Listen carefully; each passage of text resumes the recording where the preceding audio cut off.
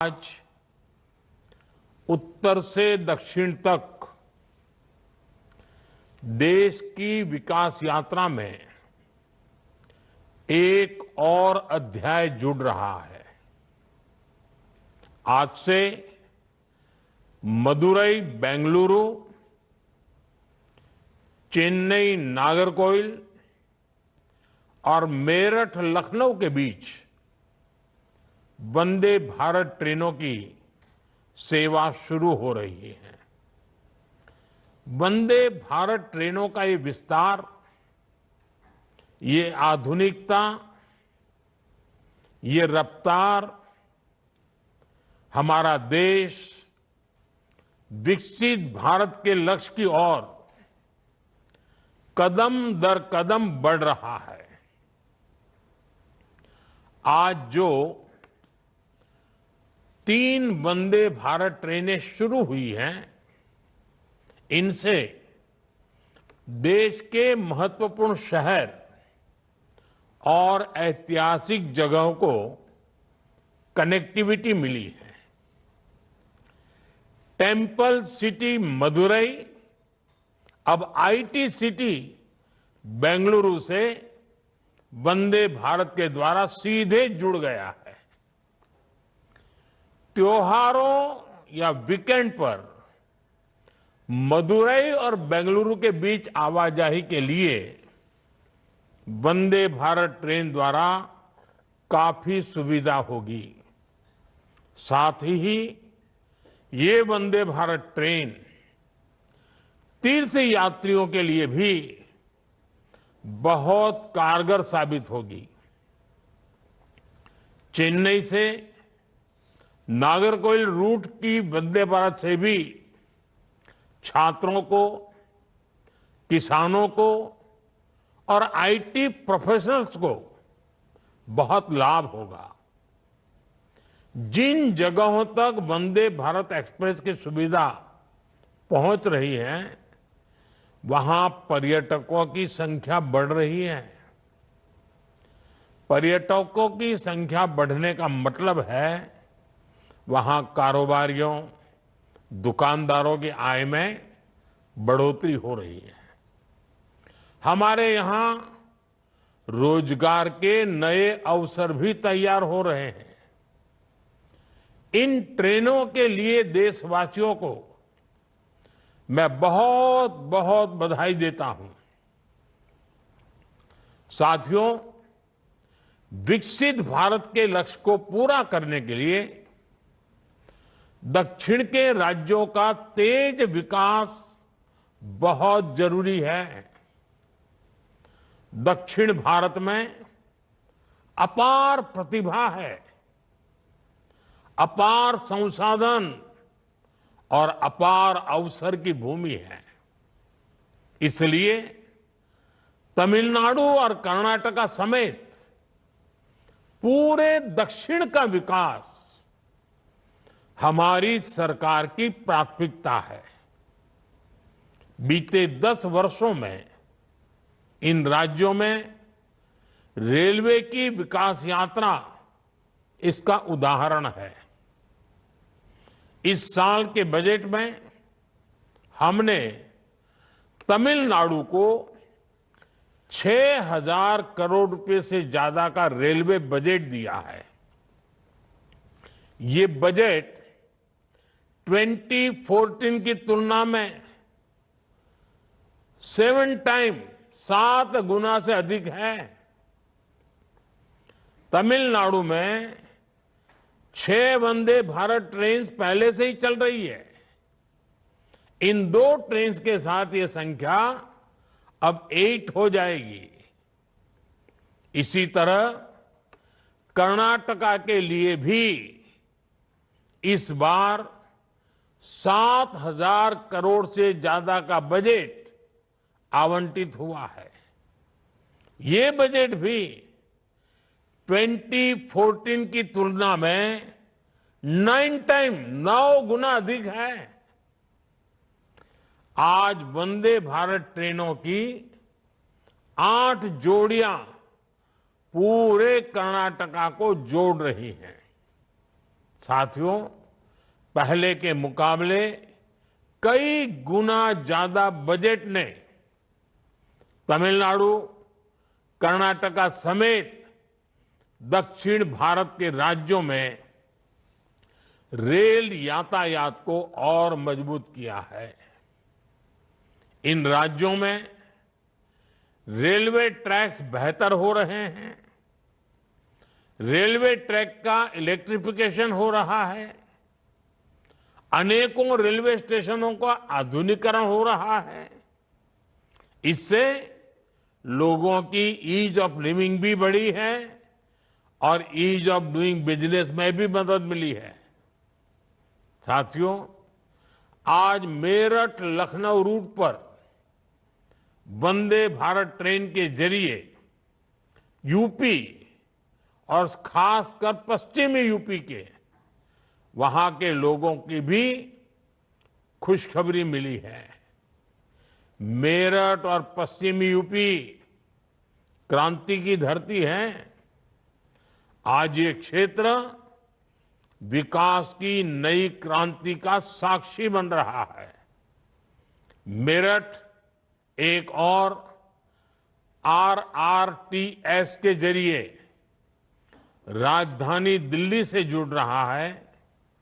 दूसरी ओर इस वंदे भारत से प्रदेश की राजधानी लखनऊ की दूरी भी कम हो गई है।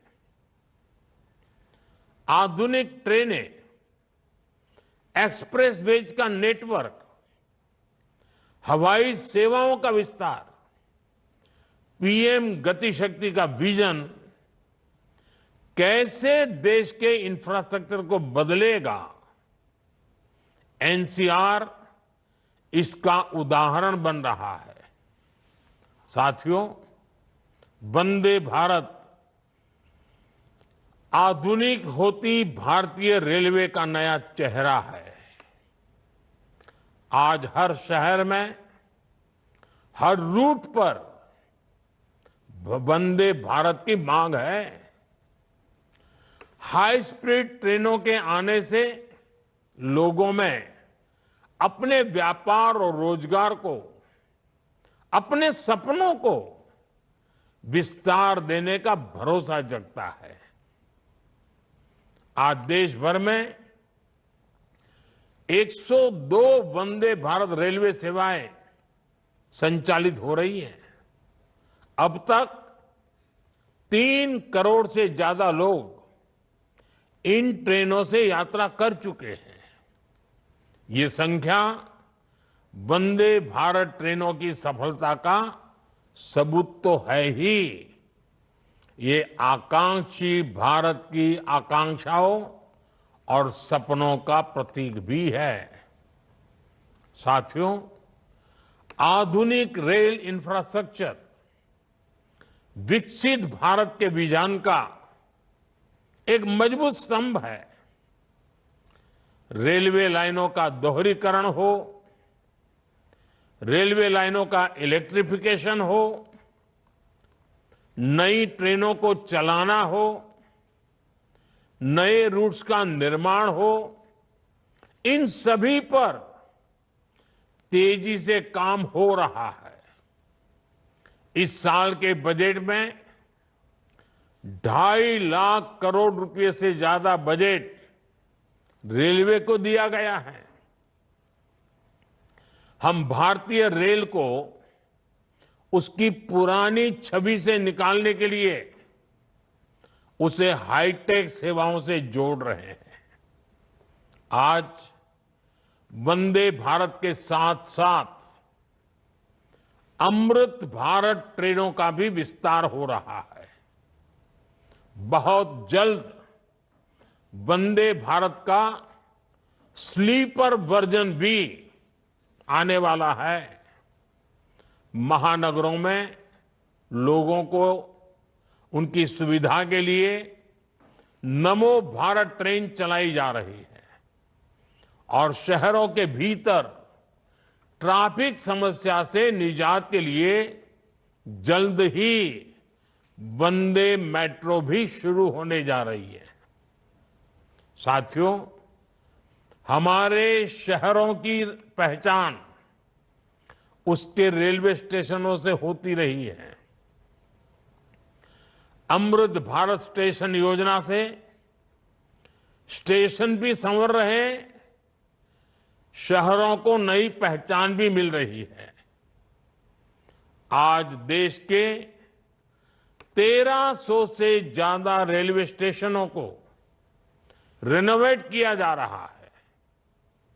आज देश में जगह जगह एयरपोर्ट की तरह ही रेलवे स्टेशन भी बन रहे हैं। छोटे से छोटे स्टेशनों को भी अत्याधुनिक सुविधाओं से जोड़ा जा रहा है। इससे ईज ऑफ ट्रैवल भी बढ़ रहा है।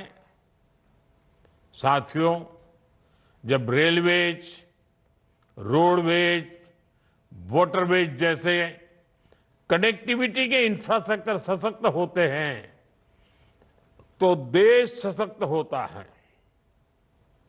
इससे देश के सामान्य नागरिक को लाभ होता है, देश के गरीब और मध्यम वर्ग को लाभ होता है। आज देश देख रहा है कि जैसे जैसे भारत में आधुनिक इंफ्रास्ट्रक्चर का निर्माण हो रहा है, गरीबों और मध्यम वर्ग सशक्त हो रहा है, उनके लिए रोजगार के अवसर उपलब्ध हो रहे हैं। इंफ्रास्ट्रक्चर के विस्तार से गांवों में भी नए अवसर पहुंचने लगे हैं। सस्ते डेटा और डिजिटल इंफ्रास्ट्रक्चर की वजह से भी गांव में नई संभावनाएं बन रही है। जब अस्पताल, शौचालय और रिकॉर्ड संख्या में पक्के मकानों का निर्माण होता है तो सबसे गरीब को भी देश के विकास का लाभ मिलता है। जब कॉलेज, यूनिवर्सिटी और इंडस्ट्री जैसे इंफ्रास्ट्रक्चर बढ़ते हैं तो इससे नौजवानों की प्रगति की संभावना भी बढ़ती है। ऐसे ही अनेक प्रयासों के कारण बीते 10 वर्षों में 25 करोड़ लोग गरीबी से बाहर आ सके हैं।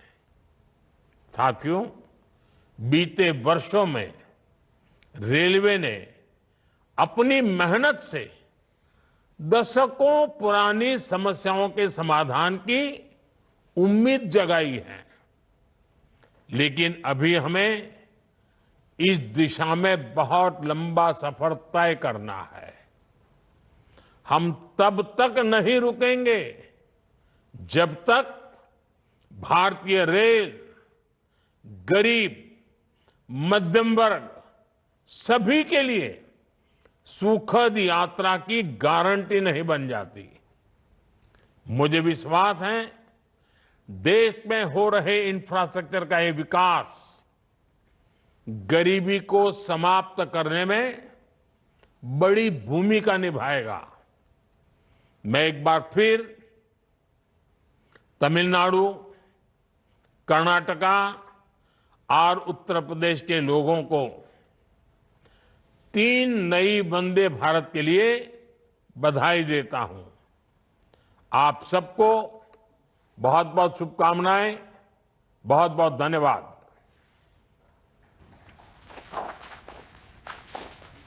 बहुत बहुत धन्यवाद माननीय प्रधानमंत्री जी। अब मैं आदरणीय प्रधानमंत्री जी से आग्रह करती हूं कि वे 3 वंदे भारत ट्रेनों को हरी झंडी दिखाकर उत्तर प्रदेश, तमिलनाडु और कर्नाटक राज्य के निवासियों को वर्ल्ड क्लास ट्रेनों की सौगात दें।